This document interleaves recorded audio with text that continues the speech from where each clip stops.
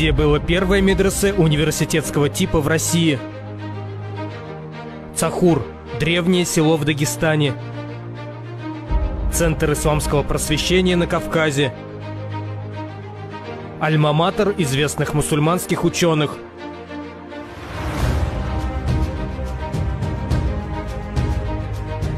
Тысячелетняя история, уникальные книги.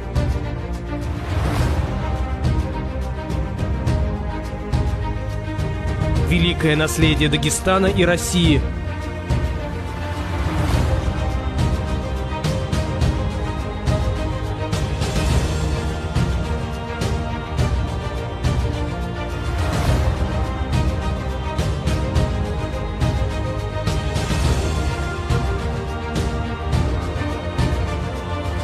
Это все Цахур.